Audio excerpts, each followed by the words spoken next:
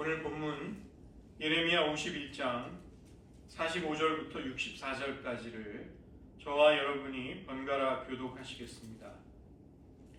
나의 백성아, 너희는 그 중에서 나와 각기 여호와의 진노를 피하라.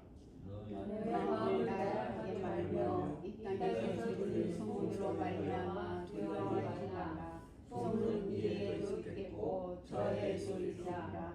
그 땅에는 강포함이 있어 다스리는 자가 다스리는 자를 서로 치리라. 그러므로 보라, 날이 이르리니 내가 바벨론의 우상들을 벌할 것이라. 그 온 땅이 치욕을 당하겠고 그 죽임 당할 자가 모두 그 가운데 엎드러질 것이며 하늘과 땅과 그 안에 있는 모든 것이 바벨론으로 말미암아 기뻐 노래하리니 이는 하늘 지배자가 북쪽에서 이에게 오리라. 여호와의 말씀이니라. 바벨론이 이스라엘을 죽여 엎드러뜨림 같이 온 세상이 바벨론에서 죽임을 당하여 엎드러지리라. 칼을 피하는 자들여 멈추지 말고 걸어가라. 먼 곳에서 여호와를 생각하며 예루살렘을 너희 마음에 두라. 외국인이 여호와의 거룩한 성전에 들어가므로 우리가 책망을 들으며 수치를 당하여 모욕이 우리 얼굴을 덮었느니라. 보라, 날이 이르리니 내가 그 우상들을 벌할 것이라. 그 상자들이 그 땅에서 한숨을 쉬리라. 여호와의 말씀입니다. 가령 바벨론이 하늘까지 솟아오른다 하자 높은 곳에 있는 피난처를 요새로 삼더라도 멸망시킬 자가 내게로부터 그들에게 임하리라. 여호와의 말씀이니라. 바벨론으로부터 부르짖는 소리가 들리도다. 갈대아 사람의 땅에 큰 하늘의 소리가 들리도다. 이는 여호와께서 바벨론을 황폐하게 하사 그 큰 소리를 끊으심이로다. 원수는 많은 물같이 그 파도가 사나우며 그 물결은 요란한 소리를 내는도다. 곧 멸망시키는 자가 바벨론에 이르렀습니다. 그 용사들이 사로잡히고 그들의 발이 꺾이도다. 여호와는 보복의 하나님이시니 반드시 보응하시리로다. 만군의 여호와라 일컫는 왕이 이와 같이 말씀하시되 내가 그 고관들과 지혜 있는 자들과 도백들과 태수들과 용사들을 취하게 하리니 그들이 영원히 잠깨어 일어나지 못하리라. 만군의 여호와께서 이와 같이 말씀하시니라. 바벨론의 성벽은 회파되겠고 그 높은 문은 불에 탈 것이며 백성들의 수고는 헛될 것이요 민족들의 수고는 불탈 것인즉 그들이 세잔하리라. 유다의 왕 시드기야 왕 제4년에 마세야의 손자 네리야의 아들 스라야가 그 왕과 함께 바벨론으로 갈 때 선지자 예레미야가 그에게 말씀을 명령하니 스라야는 병참감이더라. 예레미야가 바벨론에 닥친 모든 재난 곧 바벨론에 대하여 기록한 이 모든 말씀을 한 책에 기록하고 스라야에게 말하기를 너는 바벨론에 이르거든 삼가 이 모든 말씀을 읽고 말하기를 여호와여 주께서 이곳에 대하여 말씀하시기를 이 땅을 멸하여 사람이나 짐승이 거기에 살지 못하게 하고 영원한 해가 되리라 하셨나이다 하라 하니라. 너는 이 책 읽기를 다한 후에 책에 돌을 메어 유브라데 강 속에 던지며 말하기를 바벨론이 나의 재난 때문에 이같이 몰락하여 다시 일어서지 못하리니 그들이 피폐하리라 하라 하니라. 예레미야의 말이 이에 끝나니라. 기도하시겠습니다. 하나님, 비록 바벨론이 하나님의 백성을 핍박하며 멸망시켰다 할지라도 다시금 그들을 심판하시는 하나님의 역사의 손길을 나타내 보이심으로 누가 진정한 왕이며 주권자이신지를 온 세상 가운데 밝히 알리시는 그 하나님, 그 하나님께서 동일하게 지금도 우리의 현재를 다스리고 통치하고 계심을 확신하며 그 하나님만을 붙들고 나아가게 도와주시옵소서. 모든 말씀을 예수님의 이름으로 기도드립니다. 아멘. 오늘은 51장 전체를 살펴보도록 하겠습니다. 성경을 옆에 두시고 해당되는 구절을 같이 보시면 좋겠습니다.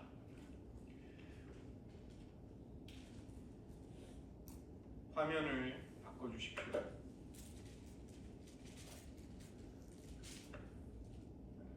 먼저는 이 바벨론의 멸망과 하나님의 백성이 멸망당하는 것은 차이가 있다는 것이 첫 번째 단락의 내용입니다. 1절부터 10절까지입니다. 이스라엘과 유다가 여호와께 범죄하고 멸망을 당했지만 하나님께로부터 완전히 버림을 받은 것은 아니었다는 것이죠. 그러나 바벨론은 하나님의 심판으로 완전한 멸망에 떨어지게 되고 바벨론의 포로가 되어 유배 생활을 하던 그분의 백성은 구원을 경험하면서 자기 땅으로 돌아가게 되는 것입니다. 51장 1절을 보시면 내가 바벨론을 멸망시키는 자의 심령을 부추기겠다. 그리고 2절에서 내가 타국인을 바벨론으로 보내겠다. 이 타국인이라는 이브리어 단어의 모음을 조금만 바꿔서 읽으면 키지라는 자라는 뜻이 됩니다. 내가 키지라는 자를 바벨론에 보내겠다. 그 다음에 이들이 누구인가 그것이 그 정체가 11절에 나옵니다. 여호와께서 메대 왕들의 마음을 부추기사 바벨론을 멸하기로 뜻하신다. 이 메대 왕들은 파사, 그러니까 페르시아의 고레스 왕에게 정복을 당한 왕들이기 때문에 고레스가 바벨론을 침략할 때 고레스와 함께 군대를 이끌고 같이 침공하는 왕들이 메디아의 왕들입니다.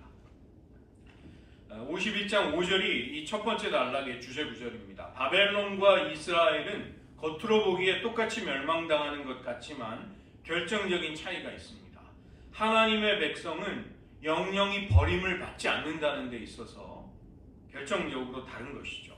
징계를 받아 멸망당할지라도 바벨론의 영원한 멸망과는 다른 것입니다. 하나님의 언약 백성은 다시 긍휼과 은혜를 입어서 회복을 경험하게 되는 것이죠.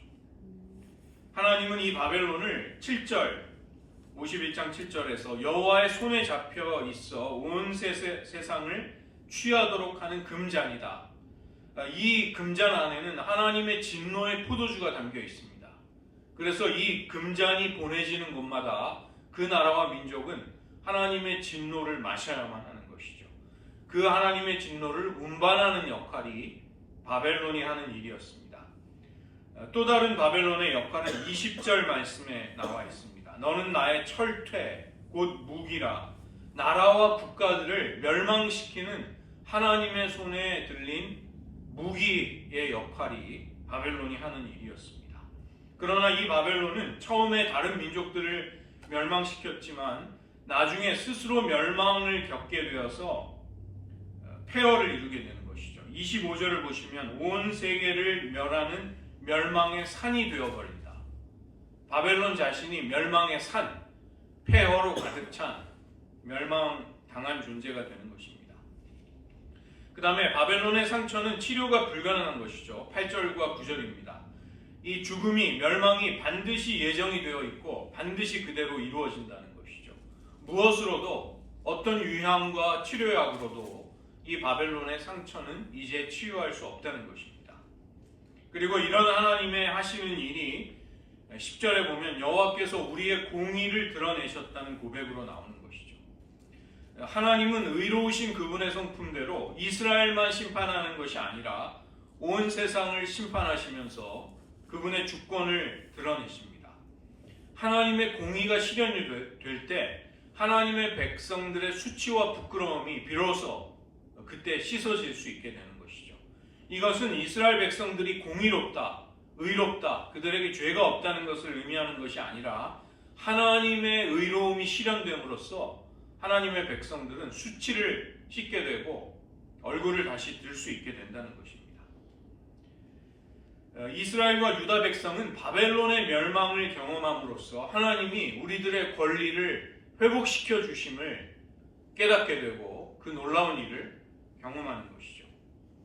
우리가 지금 어디에 소망을 두고 있습니까? 무엇에 우리의 소망이 근거하고 있습니까? 하나님이 자기 백성 된 우리를 세상과 다르게 대우하신다는데 우리의 소망이 놓여 있는 것입니다. 세상에게 임하는 심판은 영원한 멸망이라 할지라도 우리들에게 내려지는 심판은 우리가 영영이 버림을 받게 되는 심판이 아니라는데 우리의 소망의 근거가 있는 것입니다.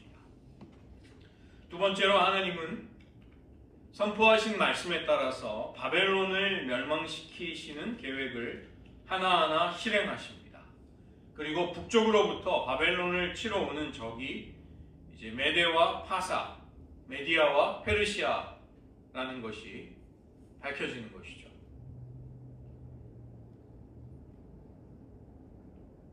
멸망시키는 자의 심령, 이 51장 1절을 보시면 멸망시키는 자들의 심령, 레브, 이 레브가 핵심적인 단어인데 11절에도 보시면 메대 왕들의 마음을 부추기신다. 이 마음도 레브입니다. 그래서 하나님이 마음을 움직이심으로써 바벨론을 멸하시는 일을 실행해 나가시는 것입니다. 아까 키즈를 하는 자들을 보내신다. 이 키즈를 한다는 것은 추수가 일어나는 것이죠. 그 온 땅을 완전히 쓸어버리는 하나님의 심판과 멸망의 생생한 비유가 키즈를 하는 자가 와서 바벨론을 타작마당으로 삼는다는 것입니다. 그 다음에 51장 19절을 보시면 또 한 가지 바벨론과 이스라엘의 차이가 나옵니다. 바벨론이 의지하는 대상은 자기의 손으로 부어 만든 신상들, 우상들이었습니다. 이 우상들은 거짓이며 그 속에 생명이 없는 존재들이죠. 그 때문에 우상을 신뢰하고 의지하는 자들, 그들은 수치를 당할 뿐이라는 것입니다. 그와 달리 야곱의 분깃, 야곱이 받게 될 유산과 몫은 만군의 여호와 하나님이십니다. 만물을 지으신 그분은 특별히 이스라엘을 자신의 소유로 삼으시는 것이죠. 이스라엘을 자기의 소유로 삼으신 하나님, 그것은 이제 이스라엘 입장에서 볼 때 그 여호와 하나님을 자기의 하나님으로 삼는 그 복이 되는 것입니다. 그래서 이것보다 복된 것은, 이것보다 부요한 것은 없는 것이죠.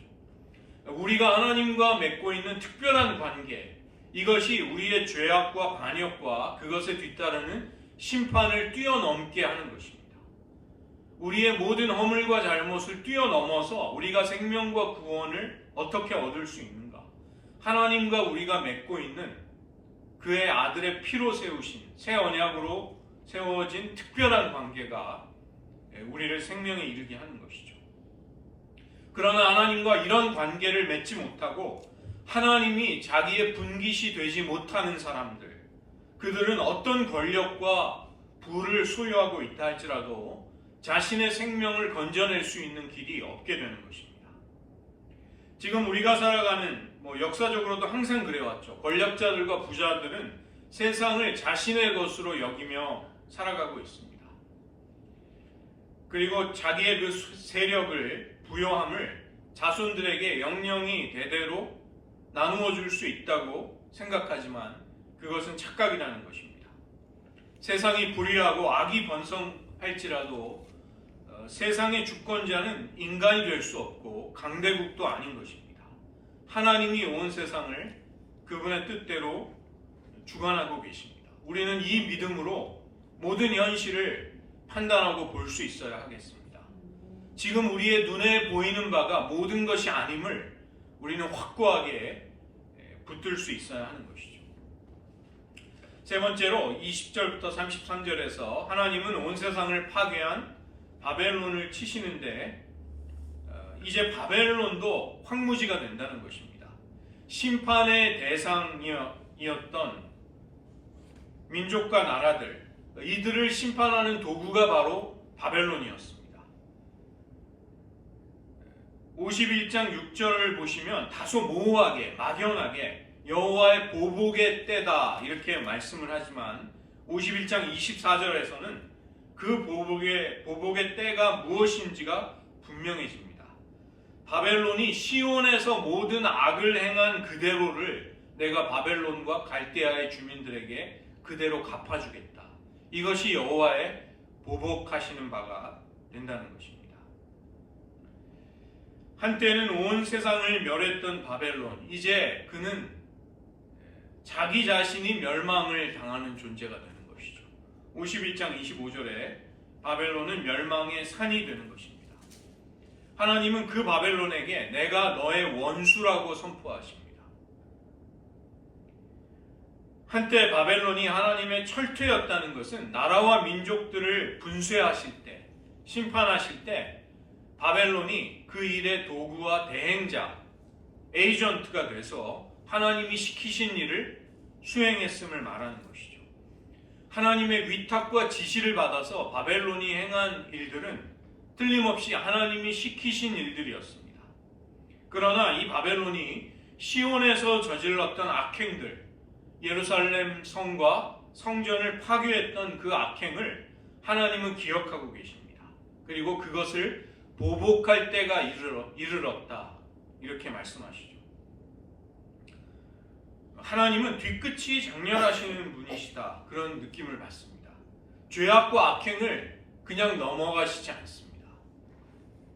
적당히 그것이 없었던 것처럼 여기시지 않는다는 것입니다. 51장 28절을 보시면 하나님은 바벨론을 심판할 나라들을 불러서 준비시키는데, 여기 준비시킨다고 번역이 되어 있는데 원래 이브리어는 카다쉬는 거룩하게 하다, 성별하다 이런 뜻입니다. 여호와의 전쟁을 위해 바벨론을 심판할 나라들을 정결하게 하겠다. 내가 그들을 성별하겠다. 여호와의 전쟁을 위해 그들을 따로 떼어내서 나의 목적을 위해 헌신하도록 하겠다. 하나님은 그렇게 아주 진지하게 말씀하시는 것입니다. 마치 이제 바벨론을 멸하는 하나님의 계획이 펼쳐질 때 이것이 여호와의 전쟁을 수행하는 것처럼 그렇게 준비되고 그렇게 집행이 된다는 것이죠. 하나님이 이렇게 나오시게 되자 30절에 보시면 바벨론의 용사들은 여인처럼 사기를 잃어버리고 이미 싸움을 포기할 정도로 낙심하게 됩니다. 그들은 완전히 무력감에 빠지는 것입니다.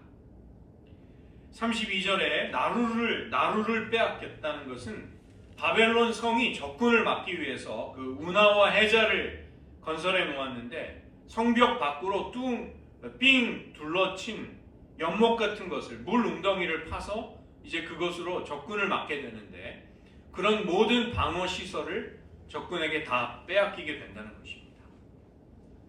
때가 이르게 된 타작마당처럼 하나님이 보내신 메대와 페르시아의 군사들은 이제 바벨론을 짓밟고 심판을 행하게 되는 것이죠. 한때 하나님의 도구가 되어서 굉장히 영광스럽게 큰 권능을 가지고 모든 나라가 두려워하면서 바벨론이 얼마나 큰 일을 해냈는가, 이것은 바벨론 자신의 구원에 아무 의미도 없어지는 것입니다. 우리가 하나님을 사랑하고 그분을 경외하면서 하나님과의 올바른 관계 속에, 하나님과의 의로운 관계 속에서 살아가지 못한다면 파멸과 심판의 때에 아무도 자기의 생명을 구할 수 없게 되는 것입니다. 지금 우리가 하나님의 쓰임을 받고 있다면 그것은 물론 감사한 일이지만 그 때문에 교만의 근거가 되어서는 안 된다는 것이죠. 오늘 우리가 하나님께 충성할 수 있다면 내일도 미래에도 여전히 그렇게 살아갈 수 있도록 우리는 그런 방식으로 하나님 앞에 살기를 힘써야 한다는 것입니다. 즉 하나님과의 관계를 어떻게 맺을 것인가, 어떻게 가꾸어 나갈 것인가, 그것을 준비하지 않으면 안 된다는 것이죠. 네 번째로 하나님은 이제 시온의 송사, 유다 백성들의 송사를 들어주시겠다고 말씀하십니다. 이것은 바벨론에게 되갚아 주신다는 것입니다. 34절과 35절을 보시면 유다가 바벨론이 자기에게 한 일에 대해 하나님께 호소하며 법정에 송사를 하는 장면이 나오죠. 이 장면은 재판정의 모습인 것입니다. 지금 저희들 대통령을 탄핵하는 정말 그런 엄청난 재판이 매일 보도에 나오고 중계되는 것을 보지 않습니까? 이제 딱 그런 장면을 연상하시면 됩니다. 바벨론은 유다를 집어삼키고 폭행과 학대를 가했습니다. 온갖 좋은 것을 다 빼앗아 감으로 말미암아 가장 뛰어난 사람들을 다 포로로 데려갔죠. 유다는 껍데기만 남게 된 것입니다. 살아있지만 정말 산송장처럼 살아있지만 죽은 것과 다름없는 존재가 된 것입니다. 유다는 그 고통 속에서 내가 당한 억울한 일을 바벨론도 당하기를 원한다고 그렇게 혼잣말로 탄식하는 것이죠. 지금 강자의 횡포가 세상 곳곳에서 일으키는 혼돈을 우리는 매일매일 보고 있습니다. 약자의 신음과 탄식이 온 세상에서 들려오고 있습니다. 거짓말과 선전으로 진실을 왜곡하고 자신에게 유리하도록 상황을 통제하고 조작하는 그런 악한 일들이 매일 우리들의 삶을 어지럽히고 우리들의 마음을 극도로 피곤하게 하고 있는 것이죠. 하나님은 그런 상황에 침묵하지 않으시고 이제 가만히 계시지 않겠다고 하는 것입니다. 하나님이 명령하신 바 지켜야 할 도를 넘어서서 스스로 주권자의 행세를 하면서 하나님의 백성을 학대하고 학살하고 성전까지 더럽혔던 바벨론을 심판하시겠다고 하시는 것이죠. 13절을 보시면 바벨론은 다른 나라들을 정복하고 파괴하면서 안전과 평안과 부요를 누렸습니다. 그것이 그들이 그 유프라테스 강 비옥한 땅에서 누렸던 부요함이었습니다. 그러나 이제 그들의 거처는 승냥이만이 거하는 곳이 될 것이다. 돌 무더기가 가득한 황무지가 될 것이라고 하나님은 말씀하시는 것이죠. 36절을 보시면 하나님은 자기 백성의 송사를 들으시고 보복하겠다고 하시는 것입니다. 역사의 재판정에서 공의를 실현하겠다고 선언하고 계십니다. 이 시온과 즉 예루살렘은 이 고소인이 되어서 느부갓네살을 강도와 살인죄라고 그 죄목으로 재판장이신 하나님께 고소하고 있습니다. 하나님은 나의 백성에게 그들의 권리를 회복시켜 주겠다. 즉 그들을 파멸시킨 바벨론에게 정당한 형벌을 내리고 내 백성에게는 자유를 주겠다고 하시는 것이죠. 36절에 바다와 샘, 하나님이 말라버리게 하실 이 바다와 샘은 바벨론의 젖줄인 유프라테스 강을 말하는 것입니다. 유브라데 강. 바벨론은 굶주린 사자처럼 탐욕으로 미쳐서 날뛰었지만 이제 취하여 잠에 들면 다시는 일어나지 못하는 죽음의 연회, 마지막 식사의 자리에서 바벨론을 심판하시겠다. 이렇게 말씀하시는 것이죠. 제가 그 다큐멘터리를 보니까 사형수에게 사형이 집행되기 전에 마지막으로 원하는 메뉴를 식사로 제공해 준다고 합니다. 무슨 음식이든지 그 사형수가 원하는 식단을 잘 차려서 마지막 식사를 제공해 준다고 하더라고요. 마지막 가는 길에 식사 한 끼를 소원대로 해주는 것입니다. 그리고 그 식사는 곧 그 사형수의 종말이 되는 것이죠. 다섯 번째로 하나님은 바벨론을 심판하실 때 유배를 당해 포로로 살고 있는 하나님의 백성에게 무엇을 할지를 말씀하십니다. 지체하지 말고 그곳을 떠나라. 그래서 너희들의 생명을 구해야 한다. 이렇게 말씀하십니다. 46절을 보시면 바벨론에서 포로로 살아가고 있던 하나님의 백성들은 전쟁과 정변, 반역의 흉흉한 소문을 듣게 될 것입니다. 이 바벨론 제국이 불안한 정세에 휩싸이게 되고 매일 정치적인 혼란과 두려움을 일으키는 소문을, 그런 사건이 일어나는 것을 매일 보게 된다는 것이죠. 그러나 하나님은 말씀하십니다. 나의 백성들아, 거기에서 나와 여호와의 진노를 피하라. 마음을 나약하게 하지 말고 들리는 소문을 두려워하지 말아라. 이렇게 말씀하십니다. 주전 562년에 느부갓네살이 죽게 되고 그 뒤로 불과 6년 동안 4명의 왕이 바뀌게 됩니다. 즉 바벨론이 아주 불안해지고 나라의 정세가 위태로워지는 것이죠. 느부갓네살의 아들이었던 에윌 무로닥은 2년 반 만에 그 왕위에서 쫓겨나게 되고 뒤를 이은 네리글라살 왕은 4년의 짧은 통치를 하지만 그의 아들이 다시 3개월 만에 음모에 의해서 왕위에서 쫓겨나게 됩니다. 하나님의 백성, 바벨론의 포로로 살아가고 있던 유다 백성들은 이런 반란과 정변의 소문을 듣더라도 놀라지 말아야 하는 것입니다. 이제 제국의 종말이 가까웠고 이것은 곧 해방의 날을 의미하는 것입니다. 51장 50절을 보시면 제때 바벨론 성읍을 떠날 수 있었던 유다 백성들은 무슨 일이 있더라도 그 탈출하는 발걸음을 멈추지 말아야 한다는 것입니다. 지금은 예루살렘을 마음에 두어야 하지 바벨론을 생각해서는 안 된다. 아무도 무너뜨릴 수 없었던 그 요새 바벨론을 하나님이 무너뜨리신다는 것이죠. 그리고 바벨론에 70년을 살았다면 거기에서 안정적으로 생활의 터전을 닦은 많은 사람들이 있을 것입니다. 그러나 유다 백성들은 그 바벨론에 뿌리 내린 자신들의 삶의 성취를 거기에 담아둔 남겨둔 보물을 생각해서는 안 된다는 것입니다. 바벨론 성읍이 멸망을 당할 때 우상들도 함께 수치를 당하고 심판을 받게 될 것이다. 하나님은 그렇게 말씀하십니다. 바벨론을 떠난 자들은 오직 마음을 여호와께로 향하고 예루살렘을 잊어서는 안 된다. 예루살렘으로 돌아가는 길을 멈추거나 늦추어서는 결코 안 된다.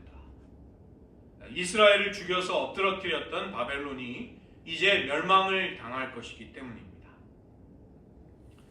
바벨론이 혹시라도 다시 살아날 수 있을까? 혹은 그 땅에서의 안락함을 거기에 남겨둔 보물을 염려하면서 뒤를 돌아보지 말아라. 하나님은 그렇게 경고하십니다. 우리는 아브라함의 조카 롯의 아내가 소돔과 고모라를 불과 유황으로 심판하시는 하나님의 역사 속에 탈출을 하다가 뒤를 돌아보면서 소금 기둥이 된 것을 기억하며 경계해야 하는 것이죠. 신앙의 여정은 무엇일까요? 그것은 우리를 이 땅에 보내신 하나님께로 다시 돌아가는 길입니다. 그 때문에 우리가 애착을 두지 말아야 할 세상이 우리를 부른다고 해서 우리는 멈추지 말아야 한다는 것입니다.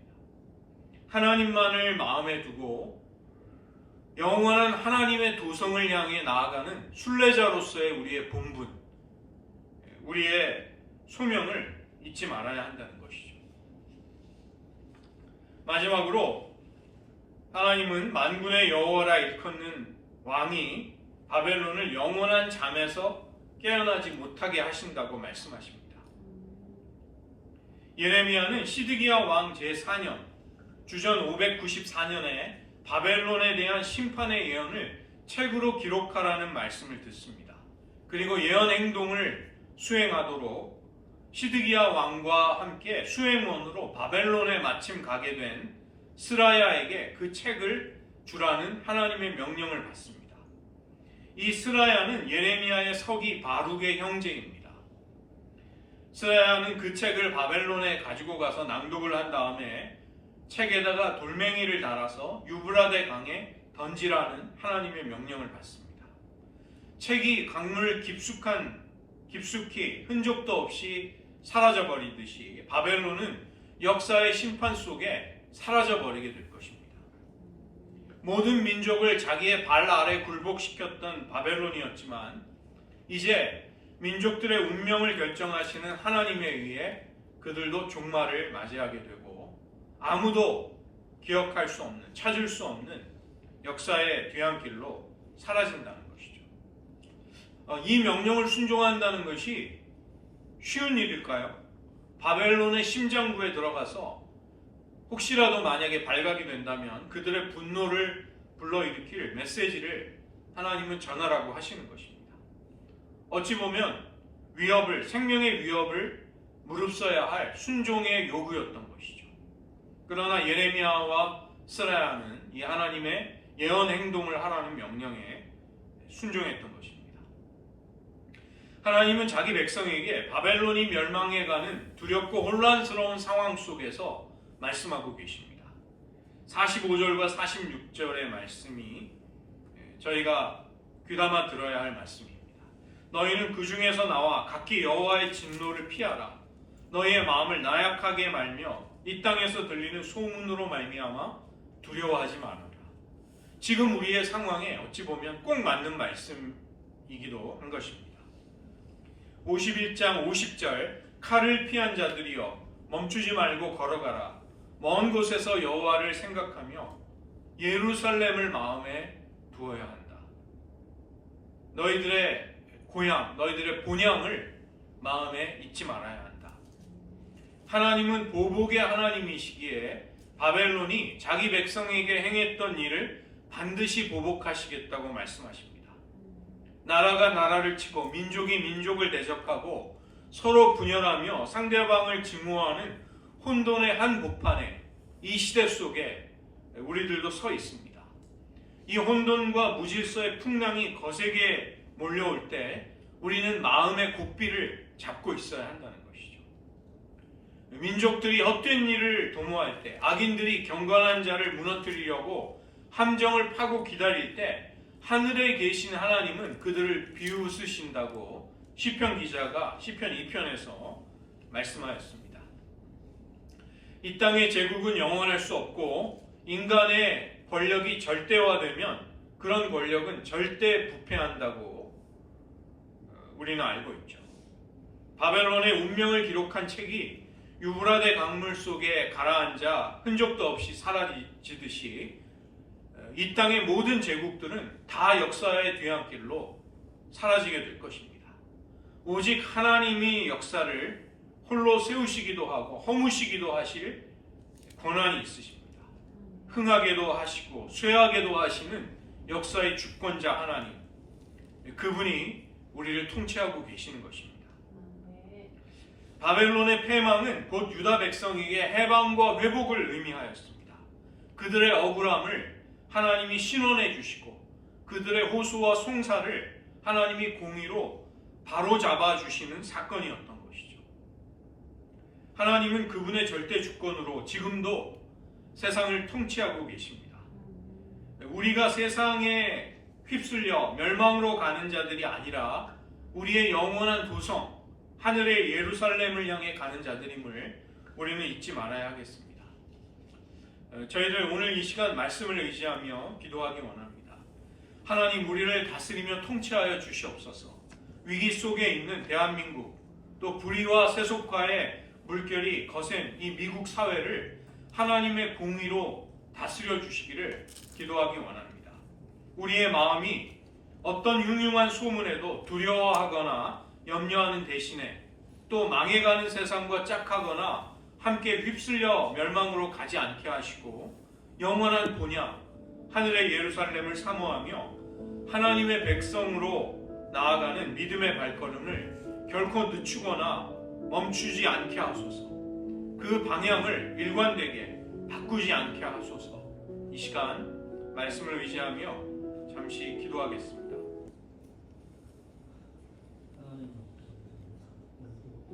하나님 아버지, 바벨론의 멸망 곧 유다 백성에게 그들의 권리를 찾아주시고 하나님의 회복과 구원이 되고 예레미야의 예언 속에 또 역사의 교훈 속에 저희들 깨닫게 됩니다. 하나님, 우리들의 마음을 역시 두렵게 하는 흉흉한 소문들이 온 세상에 가득하고 있습니다. 하나님, 온갖 불의한 일들과 거짓과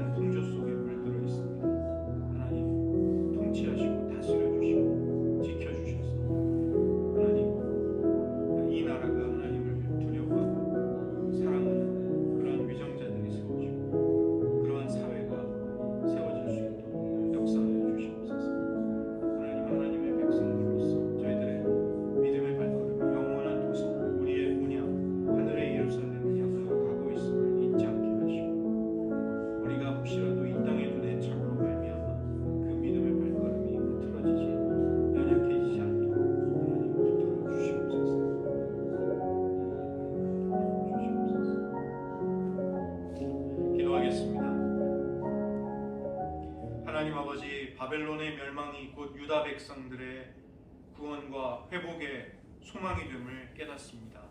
하나님께서 여전히 그때와 지금도 여전히 역사의 주관자이시고 홀로 세상을 심판하시는 주권자이심을 믿습니다. 하나님 바벨론의 교만함을 심판하셨듯 지금 이 땅의 제국에 또 악한 자들의 모든 교만한 마음들을, 악한 의도들을 하나님은 반드시 공의로 심판하실 줄을 믿습니다. 저희들의 마음이 흉흉한 소문을 듣고 매일 벌어지는 불의한 일들에 압도당해서 두려움에 빠지거나 연약한 가운데 요동치지 않도록 붙잡아 주시고 하나님의 공의로운 손길이 반드시 실현되며 보복하시는 하나님, 만군의 왕이라 일컫는 여호와 하나님께서 역사의 주권대로 그분의 하나님의 권위를 행사하심을 믿으며 저희를 두려워하거나 떨리는 마음 갖는 대신에 하나님을 신뢰하고 의지하며 살아가게 도와주시옵소서. 하나님, 우리들의 소망이, 우리들의 영원한 여정이 하늘의 도성 예루살렘을 향하고 있음을 잊지 않게 하시고 혹시라도 이 땅에 속한 애착에 우리들의 마음이 묶여서 그 믿음의 발걸음을 늦추거나 흐트러뜨리지 않을 수 있도록 우리들의 마음과 심령을 늘 지켜주시옵소서.